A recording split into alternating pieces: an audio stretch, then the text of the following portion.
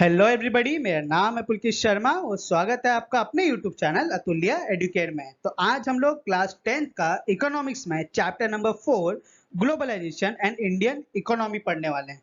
और ये जो पूरा चैप्टर है मैं आपको सिर्फ आधे घंटे के अंदर पूरा समझा दूंगा। तो ये मेरा काइंडली रिक्वेस्ट है कि आप अभी एकदम फोकसली इस वीडियो को देखना, ठीक है। और ऊपर से मेरी पर्सनल गारंटी भी मैं दे रहा हूँ कि ये वीडियो देखने के बाद आपको फिर से ये चैप्टर पढ़ने की जरूरत नहीं पड़ेगी। इतना सिंपल और इतना बेसिक तरीके से मैं आपको ये पूरा चैप्टर पढ़ाऊंगा, ठीक है। तो शुरुआत करने से पहले अगर आपको क्लास 10th के मैथ्स, साइंस और एसएसटी से रिलेटेड कोई भी चैप्टर से कोई भी डाउट है तो आप बेझिझक होकर नीचे यूट्यूब कमेंट में पूछ सकते हो। ओके, तो शुरुआत करते हैं इस वीडियो के साथ। तो आज का जो आपका चैप्टर का नाम क्या है, ग्लोबलाइजेशन एंड इंडियन इकोनॉमी, ठीक है। तो इसमें सबसे पहले हम समझेंगे चैप्टर का मतलब क्या है। ग्लोबलाइजेशन का मतलब क्या होता है, देखो। ग्लोबलाइजेशन मतलब क्या, ग्लोबलाइजेशन मतलब एक ऐसा प्रोसेस है जिसमें हम लोग पूरी दुनिया की जो मार्केट है, पूरी दुनिया की जो इकोनॉमी है उसको एक साथ कितना इंटीग्रेट कर सकते हैं, कितना कनेक्ट कर सकते हैं, उसको बोलते हैं हम लोग ग्लोबलाइजेशन, ठीक है।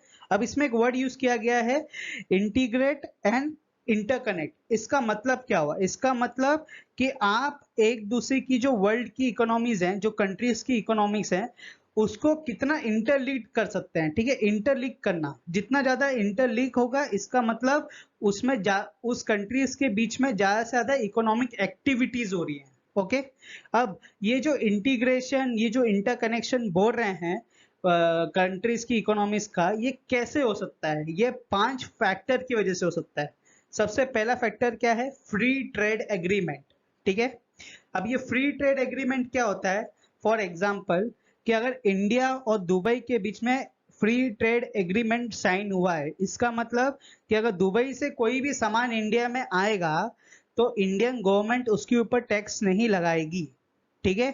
तो वो सामान जो हमारे मार्केट में पहुंचेगा तो कंज्यूमर के लिए क्या होगा, चीप होगा, क्योंकि गवर्नमेंट ने उसके ऊपर कोई इंपोर्ट टैक्स नहीं लगाया है, ठीक है। जो भी सामान हम बाहर से लेते हैं उसको बोलते हैं इंपोर्ट, और जो भी सामान हम लोग बाहर को बेचते हैं, दूसरी कंट्री को बेचते हैं, उसको बोलते हैं एक्सपोर्ट, ठीक है। खरीदने को बोलते हैं इंपोर्ट और बेचने को बोलते हैं एक्सपोर्ट, ठीक है। अब अगर वही चीज अगर इंडिया से कोई सामान दुबई जा रहा है तो दुबई की भी जो गवर्नमेंट है वो भी कोई भी टैक्स नहीं लगाएगी, ठीक है। तो जो गवर्नमेंट एक दूसरे के अंडरस्टैंडिंग से टैक्स नहीं लगाती है तो उसको क्या बोलते हैं हम लोग, फ्री ट्रेड एग्रीमेंट बोलते हैं। अब ये फ्री ट्रेड एग्रीमेंट करने से क्या होगा कि जो दुबई और इंडिया की इकोनॉमी है, मार्केट की इकोनॉमीज, वो एक दूसरे के साथ ज्यादा से ज्यादा इंटरलिंक्ड होगी, ठीक है। और जितना ज्यादा इंटरलिंक्ड होगी उतना ज्यादा ग्लोबलाइजेशन बढ़ेगा, ठीक है। दूसरा मेन फैक्टर है ग्लोबलाइजेशन बढ़ने का, दैट इज सर्विसेज। जितनी ज्यादा सर्विसेज आप ट्रांसफर कर सकते हैं उतना अच्छा है मार्केट को लिंक करने के लिए, उतना अच्छा है ग्लोबलाइजेशन बढ़ाने के लिए। फॉर एग्जाम्पल बैंकिंग सर्विसेज, आप जितना ज्यादा बैंकिंग सर्विसेज फॉरेन कंट्रीज को प्रोवाइड करेंगे उतना ज्यादा बेनिफिशियल होगा मार्केट्स के लिए, ठीक है। तीसरा है आपका टेक्नोलॉजी।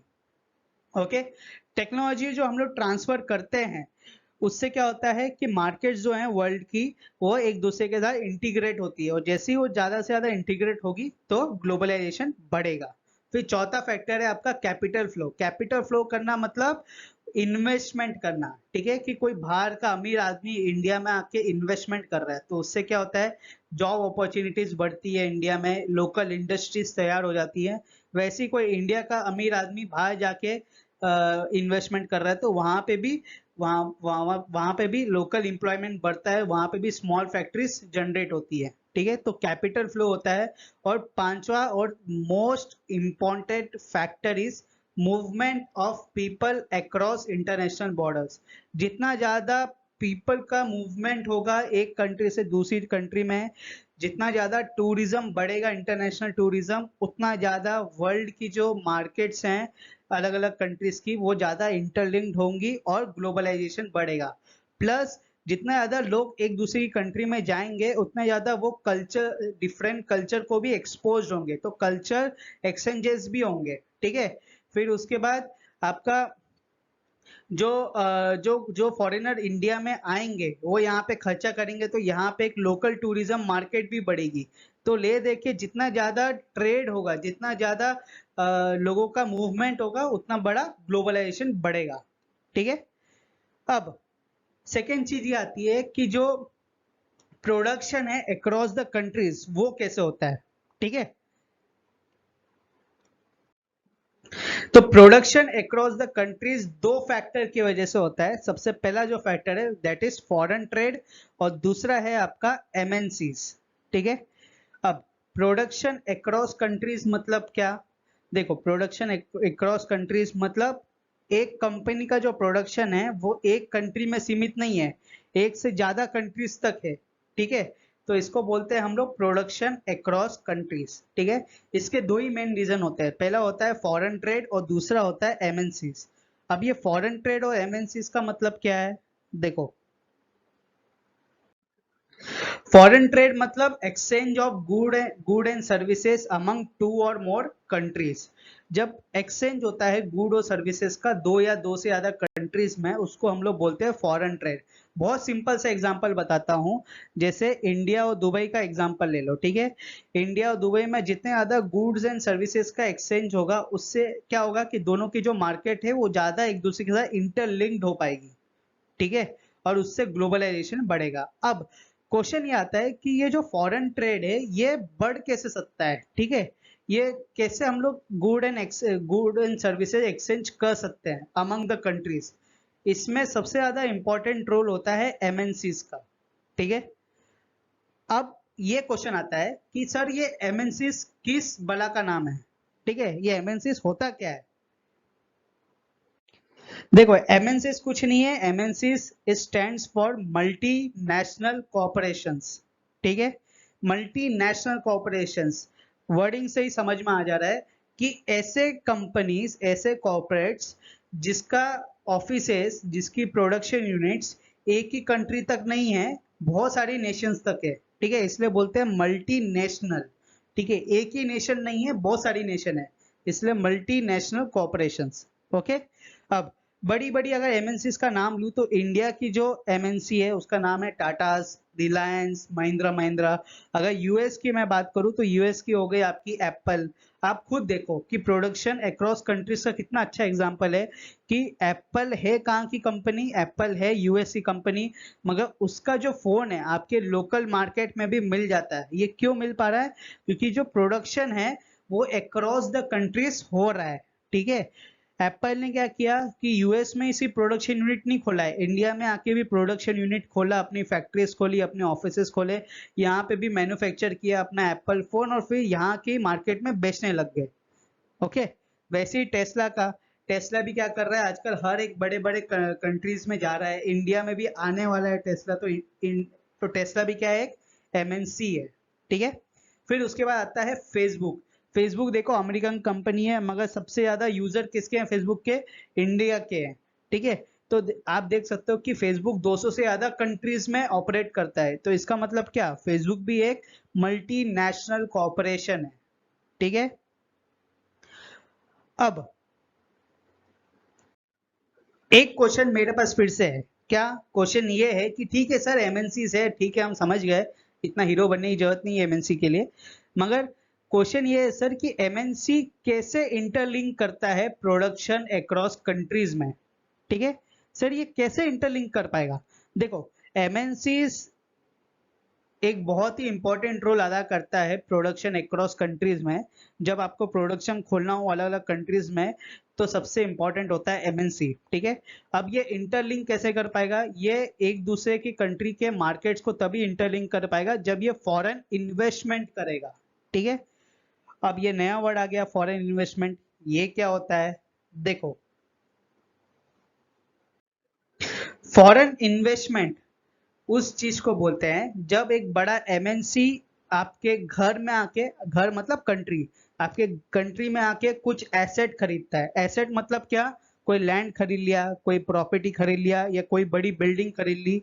ठीक है। क्या कोई बड़ा ऑफिस खरीद लिया, या कोई मैन्युफैक्चरिंग फैसिलिटीज यहाँ पे आके बनाई, तो इन सबको क्या बोलते हैं? एसेट बोलते हैं। अब एसेट क्यों बोलते हैं? क्योंकि देखो, अगर एप्पल इंडिया में आएगा और यहाँ पे मैन्युफैक्चरिंग फैसिलिटीज खोलेगा, तो यहाँ पे क्या होगा कि लोकल एरिया में, उस लोकल एरिया में जॉब्स क्रिएट होगा, एम्प्लॉयमेंट बढ़ेगा, फिर उससे ऑटोमेटिकली क्या होगा कि एप्पल भी अपना प्रोडक्शन यहाँ पे कर पाएगा और यहाँ पे भी जो कंज्यूमर है उसको सस्ते में एप्पल मिल पाएगा। ठीक है, समझ में आया कि फॉरेन इन्वेस्टमेंट क्यों इंपॉर्टेंट है। वैसे ही अगर एप्पल यहाँ पे ज़्यादा से ज़्यादा फॉरेन इन्वेस्टमेंट करेगा तो इंडिया की भी कोई मल्टीनेशनल कंपनी है वो भी यूएस में जाके फॉरेन इन्वेस्टमेंट कर रही है, तो उससे क्या हो रहा है कि जो दोनों कंट्रीज की मार्केट है वो एक साथ क्या हो रही है, इंटरलिंक्ड हो रही है। ठीक है, प्रोडक्शन की वजह से दोनों इंटरलिंक्ड हो रही हैं, जिसके वजह से ग्लोबलाइजेशन बढ़ रहा है। ओके, समझ में आया। अब मगर इसमें एक क्वेश्चन आता है। क्वेश्चन क्या है कि सर जरूरी ऐसा क्यों है कि इंडिया में ही आके एप्पल प्रोडक्शन यूनिट खोलेगा या कोई भी कंट्री में जाके प्रोडक्शन यूनिट खोलेगा, क्योंकि सबको पता है कि दुनिया में सबसे बड़ी इकोनॉमी है यूएसए में फैसिलिटीज ज्यादा है as compare to developing country, क्योंकि यूएसए एक डेवलप कंट्री है, तो वहां पे प्रोडक्शन यूनिट खोले ना, यहाँ पे आके हमारे ऊपर क्यों उपकार कर रहा है। ठीक है, कंपनी यूएस की, वो लोग भी यूएस के हायर करेगा, क्यों हमारे यहाँ पे आके खोलेगा वो। ठीक है, वजह क्या है उसकी, देखो वजह बताने से पहले एक चीज मैं आपको एक छोटा सा डेटा बता दे रहा हूँ कि 2018 से लेके 2021 के बीच में सबसे ज्यादा फॉरेन इन्वेस्टमेंट पूरे वर्ल्ड में आया था इंडिया में। India was the only country to receive most number of foreign investment. ठीक है, तो अब क्वेश्चन ये आता है कि सर इंडिया में आके ही क्यों कंपनीज, जो मल्टीनेशनल कंपनीज हैं, वो फॉरेन इन्वेस्टमेंट कर रही हैं, ऐसा क्या है इंडिया के पास, ऐसा क्या कर दिया इंडिया ने। देखो, इसके 4 से 5 फैक्टर्स हैं। सबसे पहला फैक्टर है कि इंडिया है एक डेवलपिंग कंट्री, तो एक जो मल्टीनेशनल कॉर्पोरेशन जो होती है वो उस कंट्री को देखती है जहां पे 4 फैक्टर हो। सबसे पहला फैक्टर कि वहां की जो लेबर हो वो स्किल्ड हो, उसके साथ वो चीप हो। ठीक है, दूसरा क्या है, दूसरा है कि वहां की जो मैन्युफैक्चरिंग हो, मतलब वहां पे जो availability of raw materials easily हो, प्लस वहां पे इलेक्ट्रिसिटी 24 घंटे हो, सस्ती हो, ट्रांसपोर्ट की फैसिलिटीज हो, और वाटर की अवेलेबिलिटी भी 24/7 हो। ठीक है, थर्ड क्या है, थर्ड है कि वहां पे मैन्युफैक्चरिंग फैसिलिटीज जैसे कि स्पेशल इकोनॉमिक जोन।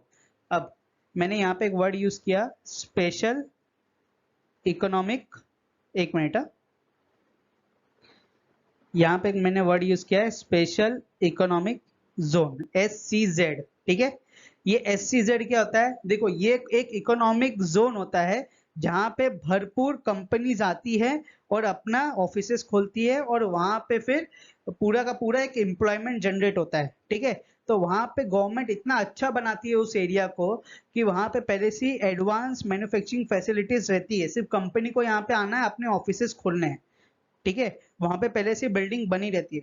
जैसे आप देखोगे साइबर सिटी हो गई इंडिया में, गुरुगांव में है। बैंगलोर क्या है, बैंगलोर एक स्पेशल इकोनॉमिक जोन है जहाँ पे सारे मल्टीनेशनल कंपनीज के आपको ऑफिसेस मिलेंगे। बॉम्बे में भी, पुणे जो है आपका एक स्पेशल इकोनॉमिक जोन में आता है, वहां पे भी आपको बहुत सारे जो मल्टीनेशनल कंपनीज है वहां वहां पे ऑफिसेस मिलेंगे। तो स्पेशल इकोनॉमिक जोन्स इंडिया में गवर्नमेंट कुछ कुछ पार्ट्स में इंडिया में बनाती है। ठीक है, तो 4 इंपॉर्टेंट चीज फैक्टर होनी चाहिए, तब जाके एमएनसी कोई भी दूसरी कंट्री में जाएगी अपना प्रोडक्शन यूनिट खोलने के लिए। सबसे पहला है स्किल लेबर होनी चाहिए और लो कॉस्ट लेबर होनी चाहिए। अगर आप जैसे आप लोग तो मैक्सिमम 2000 में पैदा नहीं होंगे, मगर मैं 2000 का वक्त आपको बता दे रहा हूँ, जब साल 2000 था ना तब इंटरनेट आ रहा था इंडिया में। ठीक है, तो क्या हुआ था कि जो यूएस वाली कंपनी थे उनको ना बहुत सारे यूथ की जरूरत थी जो कॉल सेंटर्स में रह के फोन उठा पाए और फोन में कोई भी अगर क्वेरी आई है, कोई भी प्रॉब्लम आया है, उसको सॉल्व कर पाए। अब पॉपुलेशन यूएस में इतनी थी नहीं, प्लस यूएस में जो लोग जॉब के लिए अप्लाई करते हैं उनका जो इनकम होता है वो इंडिया से भी बहुत ज्यादा होता है। तो यूएस की कंपनी ने ये सोचा कि हम इंडिया में आके कॉल सेंटर सेटअप करते हैं, क्योंकि इंडिया में 2-3 चीज अच्छी थी। क्या कि इंडिया में जो यूथ था, पहली बात तो इंडिया में यूथ बहुत ज्यादा था, प्लस इंडिया का यूथ अब पढ़ने लग रहा था। ठीक है, और तीसरी बात कि इंडिया के यूथ को इंग्लिश बोलना आता था और इंडिया का यूथ की salary as compare to American youth बहुत कम थी, इसलिए 2000 के वक्त में इंडिया में सबसे ज्यादा कॉल सेंटर्स खोले गए थे।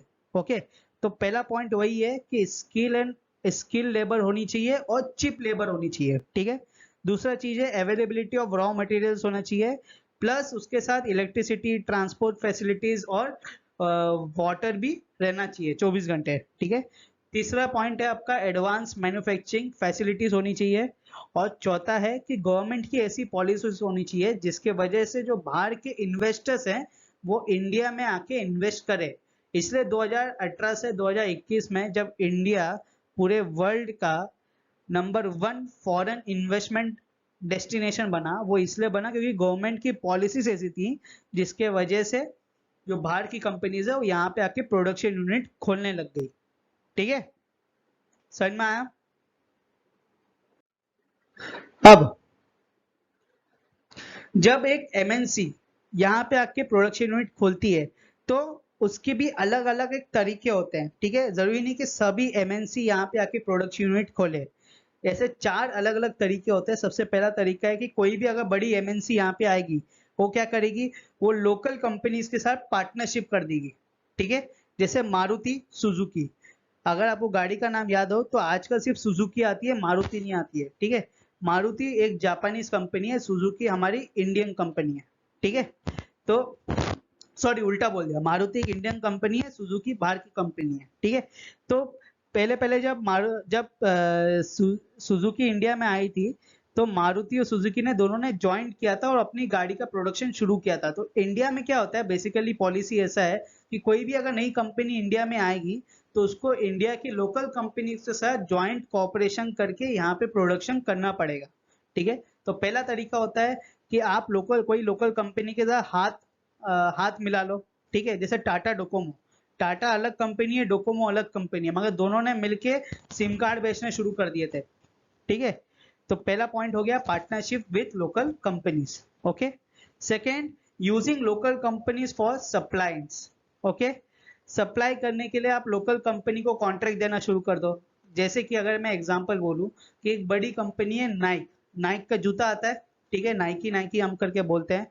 नाइकी का जो जूता आता है, नाइक क्या बोलेगा कि भाई एक छोटा सा कंपनी यहाँ पे है वेल स्टेब्लिश, उसको बोलता हूँ मैं प्रोडक्शन करने के लिए, वो प्रोडक्शन करके देगा मेरे को अपने जूते का, मैं सिर्फ उसमें थप्पा लगा के अपना ब्रांड का और बेच दूंगा, ठीक है।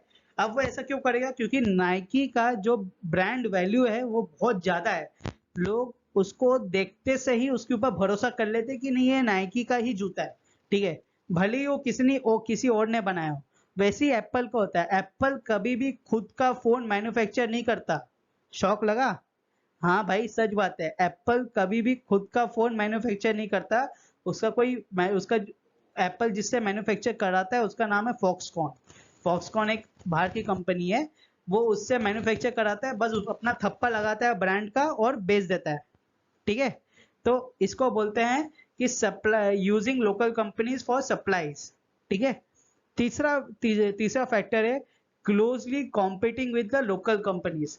अगर आप देखोगे तो आपको 2-3 कंपटीशन में बताता हूँ।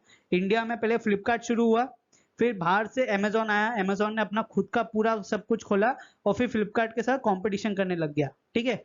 उसने उसके साथ पार्टनरशिप नहीं किया, उसने उसको खरीदा नहीं, कुछ नहीं, सीधा कंपटीशन करने लग गया, ओके। फिर उसके बाद अगर आप ओला और उबर का देखोगे तो ओला इंडिया की कंपनी है, उबर जो है वो यूएस की कंपनी, वो यूके की कंपनी है, वो इंडिया में आई और ओला के साथ कॉम्पीट करने लग गई, ठीक है। तो ऐसा होता है। तीसरा क्या चीज है कि बाहर की कंपनी यहाँ पे आके लोकल कंपनी के साथ कॉम्पीट भी कर सकती है, ठीक है। और चौथा आपका है बाइंग लोकल कंपनीज, या तो बाहर की कंपनी आए और सीधा यहाँ पे आके खरीद ले। जैसे एक वॉलमार्ट करके कंपनी है, वो एक डीमार्ट जैसी है, यूएस का डीमार्ट है, ठीक है, दुनिया की सबसे बड़ी रिटेल स्टोर कंपनी है। उसने यहाँ पे आके फ्लिपकार्ट को खरीद लिया था, ठीक है। तो उससे क्या होता है, उससे फ्लिपकार्ट का जितना भी बड़ा बिजनेस बना है उसको खरीद के वो डायरेक्टली उसका हो गया, उसको कुछ एक्स्ट्रा मेहनत नहीं करना पड़ा, उसने सिर्फ पैसा फेंका और कंपनी खरीद लिया, ठीक है। तो ये 4 अलग अलग तरीके जिसके वजह से एमएनसी कोई भी कंट्री में जाके अपना जो प्रोडक्शन है वो शुरू करती है, ओके। समझ में आया? अब ऐसे क्या क्या फैक्टर्स हैं, अभी पांचवा जो हम लोग टॉपिक पढ़ेंगे वो है फैक्टर्स दैट इनेबल ग्लोबलाइजेशन। ठीक है, जो ग्लोबलाइजेशन 20 साल में बढ़ा है, एक्चुअल में ग्लोबलाइजेशन जो बढ़ा है वो 20-30 साल में ही बढ़ा है। ठीक है, उसके पहले इतना ग्लोबलाइजेशन था नहीं, इतना कंट्रीज एक दूसरे के साथ कॉर्पोरेट करती नहीं थी। ये 30 साल के अंदर ग्लोबलाइजेशन बहुत बड़ा है। तो ऐसे क्या क्या फैक्टर्स हैं जिसकी वजह से ग्लोबलाइजेशन बहुत बड़ा है? ऐसे तीन फैक्टर है। सबसे पहला है टेक्नोलॉजी, सेकेंड है ट्रेड बैरियर, थर्ड है लिबरलाइजेशन। ठीक है, टेक्नोलॉजी मतलब क्या, जितना ज्यादा टेक्नोलॉजी का रैपिड इम्प्रूवमेंट हुआ है उसके वजह से क्या हुआ है कि ग्लोबलाइजेशन का प्रोसेस जो है वो बहुत रैपिडली बढ़ा है। जैसे कि एग्जांपल मैं आपको बताता हूँ, 2000 के टाइम में, आज से 20 साल पहले अगर आपको फॉरेन कंट्री में अपने रिश्तेदार को कॉल करना होता था तो आईएसडी जो है, इंटरनेशनल कॉलिंग, वो बहुत ही महंगा होता था। पर मिनट का 100 रुपये लगता था 20 साल पहले। ठीक है, तो इतना महंगा होता था तो बहुत कम लोग कॉल कर पाते थे। ठीक है, मगर आज क्या है, आज व्हाट्सएप आ गया है, आज जूम कॉल है, आज गूगल का है कॉल, उस सब से आप कॉल करके फेस टाइम कर सकते हो, वीडियो कॉल कर सकते हो। तो ये बेनिफिट हो गया। प्लस आज डेटा इतना सस्ता हो गया है कि आप घंटों बात कर सकते हो बाहर वालों से। ठीक है, वाईफाई इतना सस्ता हो गया है। ओके, तो ये होता है टेक्नोलॉजी का इम्पैक्ट। ठीक है, आप घर पे बैठे बैठे ये हजारों किलोमीटर दूर अपने रिश्तेदारों से बात कर सकते हो, वो भी बहुत ही कम पैसे में। ये होता है टेक्नोलॉजी का इम्पैक्ट। ठीक है, दूसरा क्या है, ट्रेड बैरियर। जैसे मैंने आपको बताया कि अगर दुबई से कोई भी सामान इंडिया में आएगा तो गवर्नमेंट क्या करती है, उसके ऊपर टैक्स लगाती है। तो टैक्स लगाने को क्या बोलते हैं हम, वो एक ट्रेड बैरियर बना रही है। ठीक है, कि अगर कोई भी सामान आप डाल रहे हो तो गवर्नमेंट नहीं चाहती कि ये सामान दुबई से आए, तो क्या करेगी, उसके ऊपर टैक्स लगाएगी। तो अगर टैक्स लगा देगी तो इसका मतलब क्या, इसका मतलब वो सामान महंगा हो जाएगा, और जब वो मार्केट में आएगा तो लोकल कंज्यूमर खरीद नहीं पाएगा। क्यों? क्योंकि उसके लिए वो सामान महंगा है। ठीक है, तो पहले पहले कंट्रीज जो थी वो एक दूसरे के ऊपर बहुत ट्रेड बैरियर लगाती थी। मगर अब क्या हुआ है कि कंट्रीज आजकल कम ट्रेड बैरियर लगाने लग गई है। क्यों? क्योंकि वो चाहती है कि इकोनॉमिक एक्टिविटीज जो है दो कंट्री के बीच में वो बहुत ज्यादा बढ़े। उससे दोनों को फायदा है, दोनों के कंज्यूमर को फायदा है, दोनों के मार्केट को फायदा है, और साथ में ग्लोबलाइजेशन भी बढ़ेगा। ठीक है, थर्ड क्या है, लिबरलाइजेशन। लिबरलाइजेशन मतलब क्या, लिबरलाइजेशन मतलब जो आपने ट्रेड बैरियर, जो आपने रिस्ट्रिक्शंस लगाए हैं उसको हटा देना। जैसे इंडिया में लिबरलाइजेशन जो हटा था वो 1991 में हटा था। ठीक है, उसमें गवर्नमेंट ने क्या किया था, गवर्नमेंट 1991 के पहले इंडियन गवर्नमेंट में क्या होता था कि बाहर की कंपनी इंडिया में आके इन्वेस्ट नहीं कर सकती थी। 1991 की बात कर रहा हूँ, आज से 30 साल पहले। ठीक है, 30 साल पहले कोई भी फॉरेन कंपनी जैसे आज इजीली इन्वेस्टमेंट कर देती है इंडिया में आके, पहले नहीं कर सकती थी।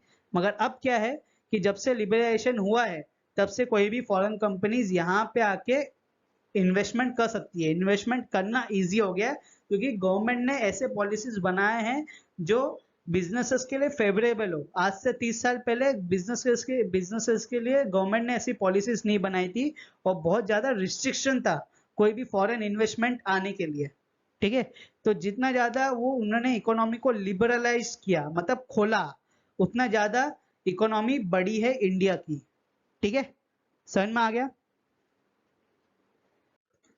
अब आपका जो छठा पॉइंट है that is world trade organisation. ये वर्ल्ड ट्रेड ऑर्गेनाइजेशन क्या होता है? देखो, वर्ल्ड ट्रेड ऑर्गेनाइजेशन एक इंटरनेशनल ऑर्गेनाइजेशन है। ठीक है, इसका काम क्या है, इसका काम है कि ग्लोबलाइजेशन बढ़ाना। ठीक है, कंट्रीज के बीच इकोनॉमिक एक्टिविटीज को बढ़ाना और सही तरीके से बनाना। फेयर इकोनॉमिक ट्रेड होना चाहिए। ठीक है, फेयर फॉरेन ट्रेड होना चाहिए। ओके, ये ऑर्गेनाइजेशन का ये काम है देखना। ठीक है, आज डब्ल्यूटीओ के अंदर कितने कंट्रीज हैं, 164 कंट्रीज हैं। ठीक है, और जो डब्ल्यूटीओ इंटरनेशनल ट्रेड रूल्स जो लगाता है वो सारी की सारी कंट्रीज को फॉलो करना ही पड़ता है। ये 164 कंट्रीज को फॉलो करना ही पड़ेगा। ठीक है, जो इसको फॉलो नहीं करता है फिर उसकी पेनल्टी भी डब्ल्यूटीओ देता है। ठीक है, समझ में आ गया ना कि डब्ल्यूटीओ क्या काम है, उसका एम क्या है? उसका एम एक ही चीज है कि जितना ज्यादा इंटरनेशनल ट्रेड, जितना ज्यादा फॉरेन ट्रेड को बढ़ाए उतना अच्छा है। ठीक है, तो फॉरेन ट्रेड को बढ़ाना मतलब क्या, इसका मतलब ट्रेड बैरियर और रिस्ट्रिक्शंस को कम करना। ठीक है, समझ में आ गया। अब जब से ग्लोबलाइजेशन बढ़ा है तो इंडिया के ऊपर, स्पेशली हम इंडिया की बात करेंगे तो इंडिया के ऊपर ऐसा क्या इम्पैक्ट हुआ है। देखो, ग्लोबलाइजेशन बढ़ने की वजह से जो एमएनसीज हैं बाहर की, वो इंडिया के अंदर बहुत ज्यादा इन्वेस्टमेंट की है। ठीक है, जिससे एक सर्टन सेक्शन ऑफ सोसाइटीज को तो बेनिफिट हुआ है, मगर ऐसे कोई और भी सेक्शन है जिनको बेनिफिट नहीं हुआ है। किनको बेनिफिट हुआ है? ये उन लोगों को बेनिफिट हुआ है जो जो लोग थोड़े पैसे वाले थे, जिनके पास खरीदने की क्षमता थी, उनके लिए तो बहुत अच्छा हो गया, क्योंकि उनके लोकल मार्केट में ही उन्हें जापानीज ब्रांड मिलने लग गया, अमेरिकन ब्रांड मिलने लग गया, यूके का ब्रांड मिलने लग गया, अलग अलग कंट्रीज का उनको घर पे बैठे बैठे ब्रांड मिलने लग गया। मगर किसको फायदा नहीं हुआ? ये उन लोग को फायदा नहीं हुआ जो स्मॉल प्रोड्यूसर्स थे, जो स्मॉल स्केल इंडस्ट्रीज के ऑनर थे। ठीक है, जो फार्मर्स थे, उनको इतना बेनिफिट नहीं हुआ ग्लोबलाइजेशन से। क्यों? क्योंकि पहले क्या होता था, पहले वो लोग ही अपना माल बेचते थे। अब जो बड़ी बड़ी कंपनीज आई हैं, वो अपना माल सस्ते में बेचने लगी, तो जिसके वजह से जो छोटे छोटे कंपनीज हैं इंडिया के, वो कॉम्पीट नहीं कर पा रहे। ठीक है, और उनकी वजह से उनकी इंडस्ट्रीज क्या हो रही है, खराब हो रही है। फेमस एग्जांपल में अगर बोलूं तो टॉय इंडस्ट्री के ले लो, जो इंडियन टॉय मैन्युफैक्चरर्स हैं, इंडियन टॉय इंडस्ट्री जो है ना, उसमें से 70% का जो इंडस्ट्री है, वो चाइनीज कंपनीज ने ऑक्यूपाई करके रखा है। ठीक है, क्यों? क्योंकि चाइनीज जो टॉयज हैं वो इंडियन मार्केट में बहुत सस्ते मिलते हैं और बहुत अच्छी क्वालिटी के as compare to Indian toys. उसके वजह से क्या हो रहा है कि इंडियन और लो कॉस्ट के भी हैं, जिसकी वजह से इंडियन टॉय मैन्युफैक्चर जो है वो कॉम्पीट नहीं कर पा रहा चाइनीज टॉय मैन्युफैक्चर के साथ। ठीक है, और उसकी वजह से उसकी कंपनी जो है वो शट डाउन होती जा रही है। ठीक है, तो इन लोग को बहुत बेनिफिट हुआ है, मगर कुछ कुछ सेक्शन ऑफ सोसाइटीज को फायदा भी हुआ है। ठीक है, और इसके साथ आज का जो आपका आखिरी टॉपिक है, that is struggle of fair globalization. Globalization बड़ा तो है, मगर क्या ग्लोबलाइजेशन फेयर है? क्या इंटरनेशनल ट्रेड फेयर है? इसका स्ट्रगल आज भी चल रहा है। ठीक है, और इसके लिए गवर्नमेंट ने क्या क्या स्टेप्स लिया है, ये देखो। सबसे पहला स्टेप्स लिया है strong implementation of labour law. ठीक है, जैसी कोई भी अगर फॉरेन कंपनी इंडिया में आती है, अपना प्रोडक्शन यूनिट खोलती है, अगर वो अपनी मनमानी करने लग गई, तो उससे किसको फायदा होगा? उससे उस फॉरेन कंपनी को ही फायदा होगा ना। इंडियन लेबर्स को तो फायदा नहीं होगा, इंडियन गवर्नमेंट को फायदा नहीं होगा। तो इंडियन गवर्नमेंट को ऐसा एक रूल सेटअप करना चाहिए जिसके वजह से अगर कोई भी फॉरेन कंपनी इधर आएगी इन्वेस्ट करने, तो उसको ये लेबर लॉ मानना ही पड़ेगा। अगर वो नहीं मानेगी तो यहाँ पे वो धंधा नहीं कर सकती। ठीक है, तो पहला स्टेप क्या था जो गवर्नमेंट ने लिया था? Strong implementation of labour law. Second, जो हमारे स्मॉल प्रोड्यूसर्स है, जो हमारे स्मॉल फार्मर्स है, उनको सपोर्ट करना चाहिए, वरना क्या होगा कि फॉरेन जो मार्केट है वो पूरे इंडियन मार्केट को कैप्चर कर लेगा। ठीक है, तो अच्छी बात नहीं है वो भी। ओके, 50-50 का तो एटलीस्ट रहना चाहिए, इंडियन मैन्युफैक्चरर्स भी रहने चाहिए।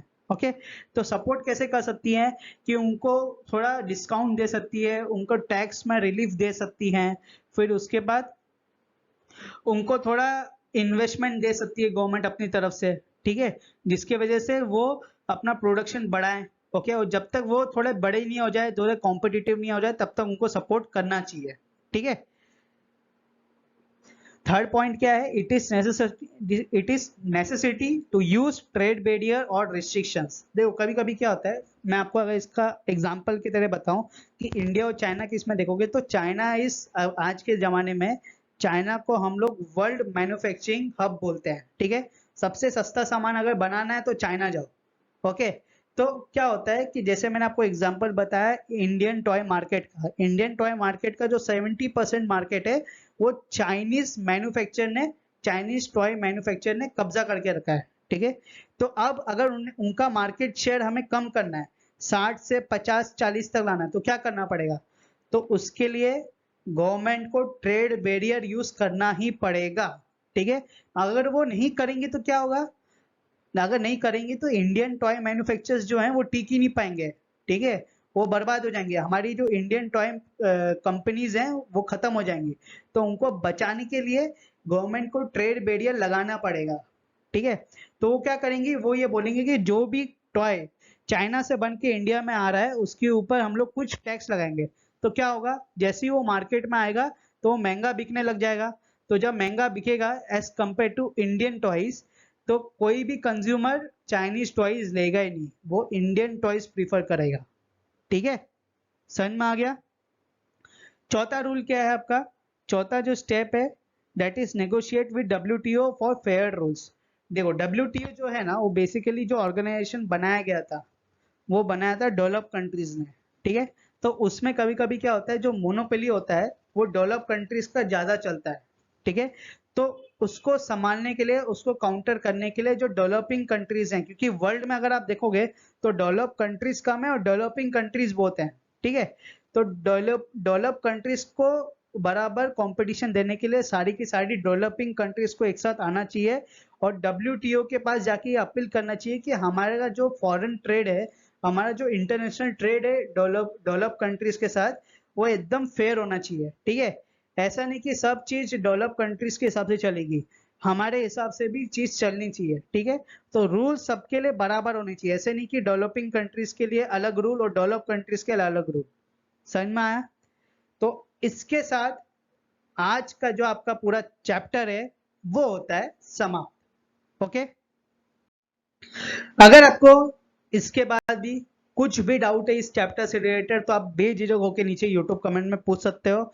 और उसके अलावा अगर आपको ये वीडियो पसंद आई हो तो मुझे सपोर्ट करने के लिए इस चैनल को करो लाइक, शेयर, बेल आइकन दबाओ फॉर न्यू नोटिफिकेशंस और चैनल को करो सब्सक्राइब। एटलीस्ट लाइक और सब्सक्राइब कर दिया करो, उससे क्या होता है जो यूट्यूब है आगे आपके दोस्त को आगे भी रिकमेंड करता है, ठीक है। और उसके अलावा अगर आपको इसके नोट्स चाहिए इन पीडीएफ फॉर्मेट्स तो हमारे जो बाकी के सोशल मीडिया प्लेटफॉर्म्स है जैसे कि इंस्टाग्राम, फेसबुक और फिर उसके बाद टेलीग्राम, इन सब की जो लिंक्स है नीचे डिस्क्रिप्शन में दिए गए हैं। आपको कुछ नहीं करना है, डिस्क्रिप्शन में जाके इनके लिंक को क्लिक करना है और ग्रुप को जाके ज्वाइन कर लेना है, ठीक है। ज्वाइन करने के लिए इसलिए बोल रहा हूँ क्योंकि मैं चाहता हूँ कि हम लोग की कम्युनिटी बिल्ड हो जहाँ पे हम लोग ज्यादा से ज्यादा पढ़ाई से रिलेटेड या फिर कोई चैप्टर से रिलेटेड कुछ भी डाउट हो वो डिस्कस कर पाए, ओके। तो आज का वीडियो करते हैं यहीं समाप्त। अगर आपको ये वीडियो पसंद आया हो फिर से बता दे रहा हूँ, इस वीडियो करो लाइक, शेयर, बेल आइकन दबाओ फॉर न्यू नोटिफिकेशंस और चैनल करो सब्सक्राइब। मिलेंगे अगली वीडियो में, जब तक के लिए बाय।